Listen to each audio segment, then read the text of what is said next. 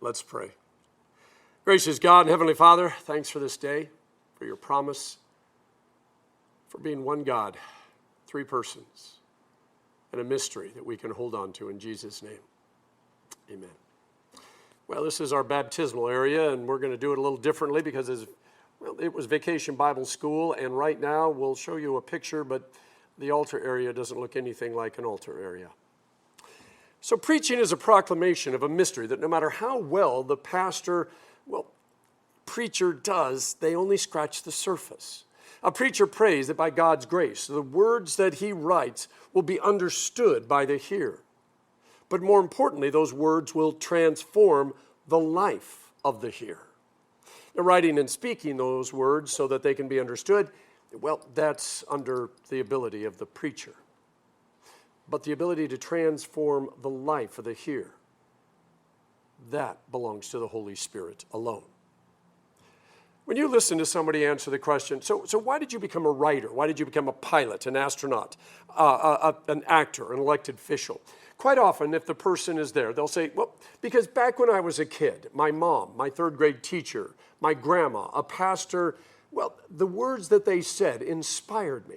Now, if you were to go and find that third grade teacher, that mom, that pastor, they might not remember saying those words, nor did they have any idea just how much those words were going to inspire that individual.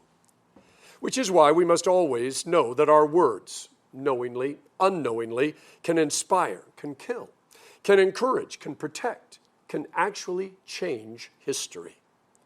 Now, words that are spoken in either deep love or deep hate are like giant rocks rolling downhill. They cannot be stopped once they start. So we better make sure that we understand the power we have before we let them go. So we are disciples of Jesus. Now, the word disciple does not mean expert, leader, or lecturer. Discipleship and the word disciple comes from the Latin word to learn. We're learners, followers. That's why Jesus told the disciples, follow me. Some of us may have become experts or lecturers or leaders in a particular area, but that does not mean that we know everything that can be known. We are and we will continue to follow Jesus until he gets us all the way home. And only when we get home to heaven will we know everything we need to know and be everything that we need to be.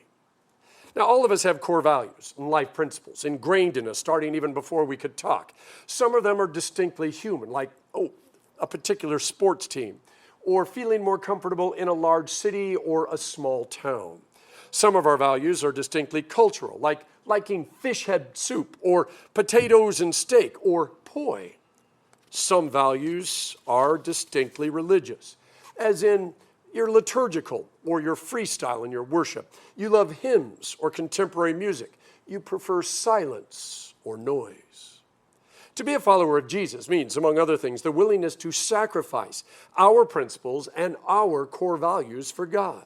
We recognize the difference between things we created, either us individually or us as humans, and the things that God created. This is one of the reasons that Jesus was known to say, I know you've heard it said.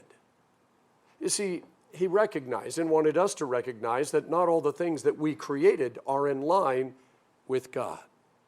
We do things to protect our families, ourselves, our churches, because during a crisis, they are both needed and necessary. But we have to be willing to let them go once they no longer are serving a purpose. And that's always not easy. Think about all the things that we did during COVID. It was a time of unknowns. Now we know that we did some things that were just ridiculously silly. But we did other things that were very hard, that protected life and saved some, including maybe our own. You can still see the remnants of the stay this far away from people in places. And there are some folks who are still wearing masks and others who still won't go out in public. The hardest part is making the hard decision on what you need to hold on to and what you need to let go of and when. So what's the one sin that you struggle with? What are the sins that you struggle with? The ones that you haven't been able to get rid of. How well has the whole thou shalt not worked for you? Is it enough, by the way, for God and the pastor to tell you, no more? And all those signs that you posted in the bathroom, on the dashboard of your car, on your phone, all those encouragements, how well are they working? Each week as I'm preparing my sermon, I ask God to speak to you. No, not just through my words, but I really want him to speak to your heart and your soul. See, I want him to remind you that you are more than your sins. You are more than the things that keep you awake at night. You are more than your bad days. You are more than just one of the 8 billion people on this earth. My thoughts are not your thoughts. My ways are not your ways. God told the prophet Isaiah in one of those slap your head dumb moments. You see, it's only when we think that we know more than God that we tend to get ourselves into trouble. I know God said I was forgiven. I know God said he's love. I know God said that there is grace for sinners, but he just doesn't understand what I did or what I didn't do or what they did or what they didn't do. See, like every generation before us and every generation after us, we're searching for God. Now, Solomon in the book of Ecclesiastes says that God wrote eternity into our hearts and souls, which tells us that there is something after this life, and everyone has a little different idea of what that something is. Many spend their days dreaming, searching, studying, or hoping, because for all the good in the world, there's an awful lot of evil. And more than anything, we do not want to be defined by the mistakes we made, by the messes that we left behind. We want to know there's hope for our children and for our grandchildren, that when we take our last breath, that it's simply not the end of everything. For just a few seconds, I want you to think about how you came to be. Out of all the solar systems and all the galaxies, why are you the only intelligent life that we have discovered so far? Whether you believe in God or Darwin's accidentalism, what is the purpose of your life? Why are you here? What are you supposed to accomplish? And what do you think is going to happen when you die? A friend of mine had a car accident. It's going to cost a couple of $1,000s for him to fix because his insurance isn't going to cover all of it. Another one of our families got some pretty bad news from the doctor. A couple of folks had their dreams derailed when their applications were denied. A few college grads haven't figured out what they want to do when they grow up, but the bills are piling up, and so they're getting anxious. When I talk to them, sometimes they get so focused on that one thing that they can't see past it. Their whole world gets reduced to the single moments that they're living in it right now. You know, my mom used to tell me, don't put all your eggs in the same basket. Now, as a guy who really doesn't like eggs all that much, and to be honest, the only thing I want an egg for is to put on top of my Loco Moco, which means I need one basket for one egg, it didn't seem to be all that hard. Then when I realized she was being metaphorical about how sometimes dreams become nightmares and backup plans are always a good thing, I learned the most important thing I could do every single night was to go home, tell little bunny Foo-Foo to be quiet, lay my head on the pillow, and get some sleep. And then, the second most important thing I needed to do was wake up in the morning and set about fixing either what I or somebody else broke in my life. It's that whole never give up thing. You know, Isaiah 58 is not a well-known Bible verse, but this is what it says. Your people will rebuild the ancient ruins and will raise up the age-old foundations. You will be called repairer of broken walls, restorer of streets with dwellings. Now, streets with dwellings is a metaphor for homes where people and families live.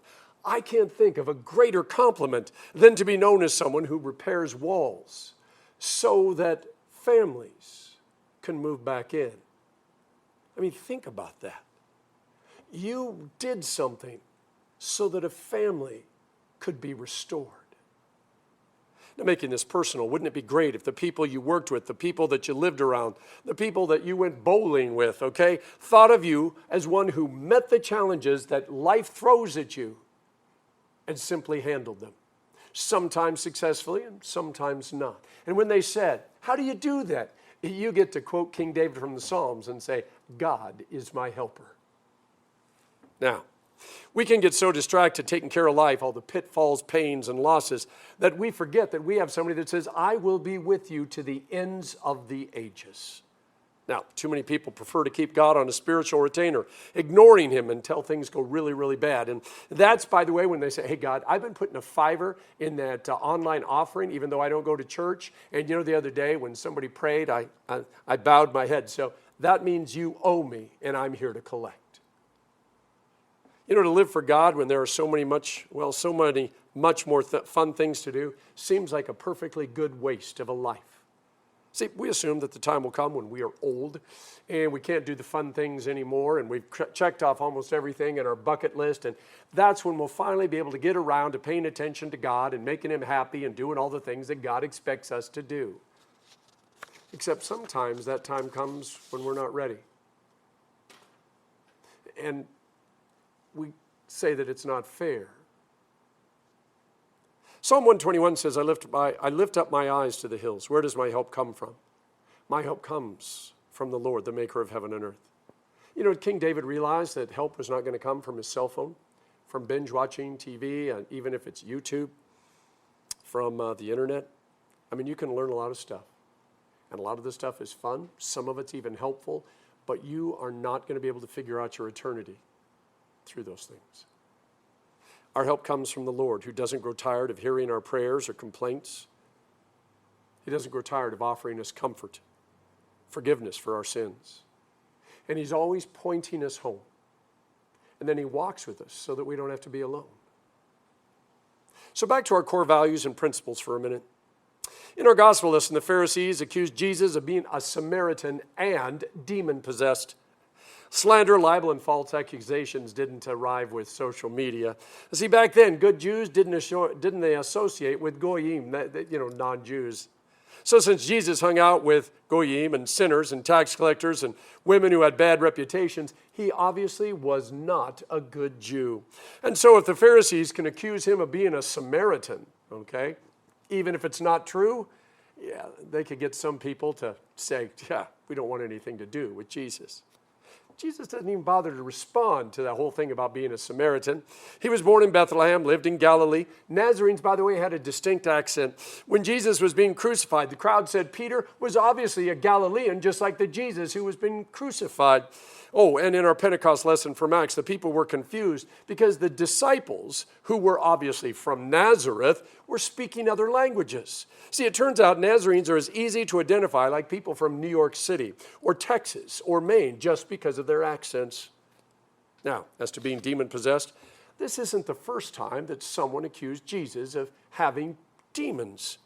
See, when you tell people that you and God are besties and He sent you to take care of them, and so you are owed a really good salary, a place to live. Oh, and everybody has to do what you say because you were a priest of God.